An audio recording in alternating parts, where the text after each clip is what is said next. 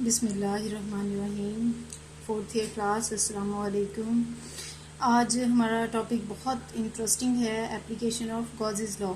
ठीक है, इसमें एक एप्लीकेशन आपके लिए नहीं है, ये जो पहली वाली है, और दूसरी दो आपने सेकेंड ईयर में भी की हुई हैं। ठीक है, अच्छा, इसकी गॉसेस लॉ का ना याद रखें, इसका यूज़ क्या है कि हम किसी भी चार्ज या चार्ज डिस्ट्रीब्यूशन की वजह से किसी पॉइंट पे इलेक्ट्रिक फील्ड इंटेंसिटी की वैल्यू फाइंड कर सकते हैं। ठीक है, और जब भी हमने गॉसेस लॉ अप्लाई करना है तो सबसे पहले हमने क्या लेना है, एक क्लोज्ड गॉसियन सरफेस जो उस चार्ज या चार्ज डिस्ट्रीब्यूशन को एनक्लोज किए हुए हो। ठीक है, और shape of the Gaussian surface हमने कैसे डिसाइड करनी है, according to the symmetry of the problem. जिस तरह का प्रॉब्लम होगा उसी तरह की क्लोज्ड शेप ले लेंगे। ठीक है, अब जो पहली एप्लीकेशन है हमारी, ये है, हमने इलेक्ट्रिक फील्ड इंटेंसिटी फाइंड करनी है near a line of charge.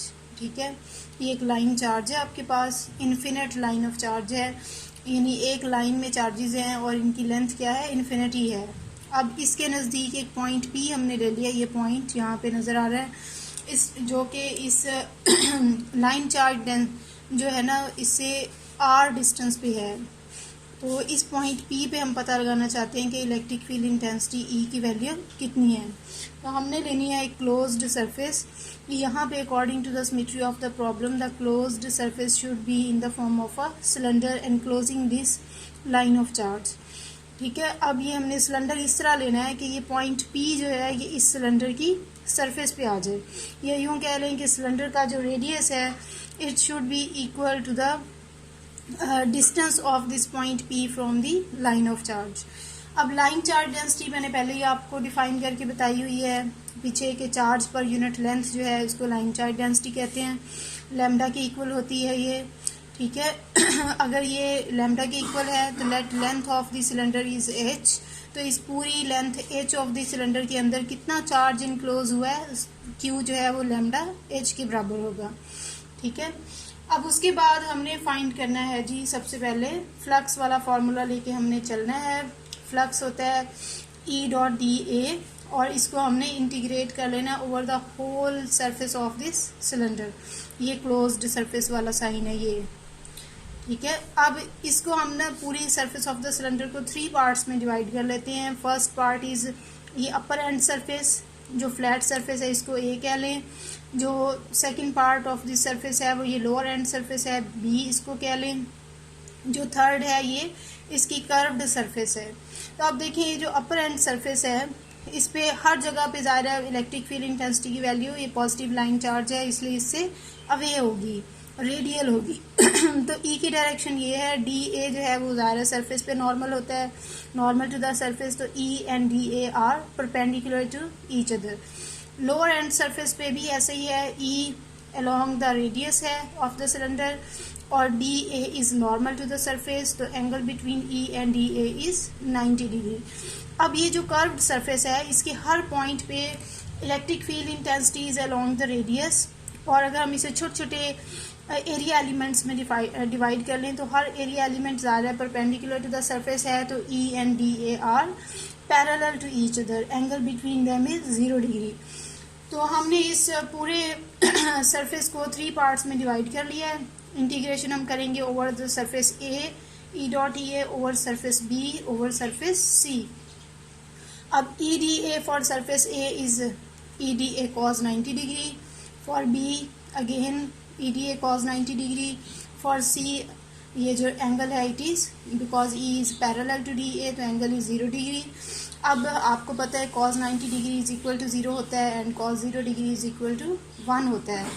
तो इस ये वाली टर्म 0 हो जाएगी, ये सेकंड टर्म 0 हो जाएगी, जो थर्ड टर्म है ये बच जाएगी, और इसमें से हम ई को इंटीग्रेशन से बाहर निकाल सकते हैं, क्योंकि ये जो पॉइंट पी हमने लिया है इस पूरी सरफेस ऑफ द सिलेंडर पे ई की वैल्यू सेम है, because surface of the cylinder is at equal distance from the line charge. तो इक्वल डिस्टेंस पे इलेक्ट्रिक फील्ड इंटेंसिटी की वैल्यू भी इक्वल होती है। तो इस ई को हमने बाहर निकाल लिया। अब ये जो इंटीग्रेशन है ओवर डी ए, ये एक्चुअली है total surface area of the cylinder. अब ये हम कैसे निकाल सकते हैं, एंड सरफेस का area multiplied by height H. तो ये total surface area of the cylinder आ जाएगा। तो ये एंड सरफेस जो है ये 2πr लेंथ इसकी, ठीक है। ये क्योंकि सर्कल की फॉर्म में होगी तो इसका जो सर्कमफेरेंस ऑफ द सर्कल है वो 2πr होगा, और उसे हम h से मल्टीप्लाई कर लेंगे तो हमारे पास आ जाएगा surface area of the cylinder. तो 2πrh हो गया।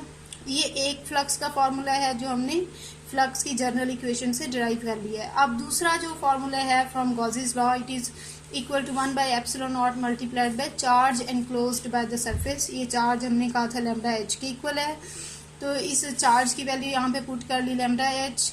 तो E मल्टीप्लाइड बाय इन दोनों इक्वेशंस को कंपेयर कर लें, E into 2πrh is equal to 1/ε0 into lambda H. इसमें से h और h कट जाएंगे और हमारी एंड इक्वेशन क्या बन गई, E is equal to lambda over 2πε0 r। इसको वेक्टर फॉर्म में लिखना हो तो इधर एक वेक्टर साइन लगा लें और साथ हम क्या लिख लेंगे, एक आर कैप यूनिट वेक्टर जो इसके साथ होगा, ठीक है। ये था electric field intensity at a point due two point charge. अब देखें electric field intensity near an infinite sheet of charge है, ये रिलीजन है, सेकेंड ईयर में भी आपने किया था। यहाँ पे लाइन चार्ज नहीं है बल्कि एक सरफेस है, एक शीट ऑफ चार्ज है जिस पे पॉजिटिव चार्ज है। तो यहाँ पे हम सरफेस चार्ज डेंसिटी डिफाइन करेंगे जिसको हम कहते हैं सिग्मा, ठीक है। सिग्मा जो है ये चार्ज पर यूनिट एरिया है। तो इतना एरिया जो हम लेंगे इस गॉसियन सरफेस के अंदर उसको हम ए कह देते हैं। तो ए एरिया में कितना चार्ज होगा, क्यू सिग्मा ए के बराबर होगा। यहाँ पे हमने जो गॉसियन सरफेस लिया है ये in the form of cylinder ली है, लेकिन ये सिलेंडर ऐसे है जैसे ये शीट के एक साइड पे डाल के दूसरी साइड से निकाला हुआ है, इमर्स्ड इन द शीट। इसमें अगेन हम इलेक्ट्रिक फील्ड इंटेंसिटी की डायरेक्शंस ड्रॉ करेंगे। ये जो एंड सरफेसेस हैं वहाँ पे अब नज़र आ रहा है कि इलेक्ट्रिक फील्ड इंटेंसिटी की वैल्यू जो डायरेक्शन है it is parallel to the vector area for B surface also, और जो कर्व्ड सरफेस है उस पे हर पॉइंट पे area perpendicular to the surface है और E along the axis of the cylinder है। तो angle between E and DA is 90 degree. यहाँ अगेन हम इसको इंटीग्रेट कर लेंगे ओवर द होल सरफेस, और इसको हम फिर 3 पार्ट्स में डिवाइड कर सकते हैं, integration over surface A, over and surface B and over curved surface C। तो ये हो जाएगा EDA एंड सरफेस A के लिए cos 0 डिग्री, cos 0 डिग्री और यहाँ पे cos 90 डिग्री। अब इसमें से जो 90 डिग्री वाला है क्योंकि cos 90 degree is equal to 0 तो वो हो जाएगा 0 और बाकी ये वाली दो बच जाएंगी और इंटीग्रेशन DA करेंगे तो A और A बन जाएगा area of the end surface. तो जो टोटल फ्लक्स है वो 2EA के इक्वल आ गया। अब गॉसेस लॉ ये कहता है कि flux is equal to sigma A over epsilon naught. तो दोनों को कंपेयर कर लें, 2EA is equal to sigma A over epsilon naught. तो E जो है वो सिग्मा ओवर 2 एप्सिलॉन नॉट के इक्वल आ जाएगा। वेक्टर फॉर्म में लिखें तो हम इसके साथ एक यूनिट वेक्टर आर कैप लगा लेंगे। अच्छा, इसके बाद जो थर्ड एप्लीकेशन है वो ये है कि अगर आपके पास दो शीट्स हैं, इसमें एक शीट थी, यहाँ पे दो शीट्स हैं ऑफ ऑपोजिटली चार्ज, तो ये पॉजिटिव प्लेट है, ये नेगेटिव प्लेट है, इन दोनों के दरमियान में पॉइंट P लेके यहाँ पे इलेक्ट्रिक फील्ड इंटेंसिटी की वैल्यू फाइंड करनी है। अब देखें, एक पॉजिटिव प्लेट की वजह से अगर इलेक्ट्रिक फील्ड इंटेंसिटी की वैल्यू अवे है तो नेगेटिव की तरफ है, तो दोनों की वजह से इलेक्ट्रिक फील्ड इंटेंसिटी की वैल्यू क्या बनती है, सेम। इसका मतलब ये है कि इसकी वजह से इंटेंसिटी और इसकी वजह से इंटेंसिटी ये दोनों ऐड हो जाएंगी। तो एक शीट की वजह से हमने पढ़ा सिग्मा ओवर 2 एप्सिलॉन नॉट, अभी हमने ये किया है डिराइव। तो दो शीट्स की वजह से इसके सेंटर पे क्या होगी, सिग्मा ओवर 2 एप्सिलॉन नॉट एक की वजह से plus sigma over 2 epsilon naught दूसरी की वजह से। तो दोनों ऐड होके जो electric field intensity between two oppositely charged parallel plates is equal to sigma over epsilon naught, यानी उससे क्या हो जाएगी, डबल, और वेक्टर फॉर्म में साथ आर कैप लग जाएगा। यहाँ तक ये कर लिया। अगर ये दोनों शीट्स जो हैं सेम चार्ज वाली होती हैं, यानी दोनों पॉजिटिव होती हैं या दोनों नेगेटिव होती हैं, तो फिर इन दोनों के सेंटर पे इलेक्ट्रिक फील्ड इंटेंसिटी की वैल्यू 0 होती, क्योंकि फिर ये E और E एक दूसरे को अपोजिट आने थे, यहाँ पे प्लस की बजाय माइनस आना था, तो ये इलेक्ट्रिक फील्ड इंटेंसिटी की वैल्यू क्या हो जानी थी, 0। ये आपने याद रखना है।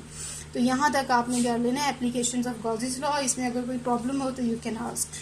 Thank you very much.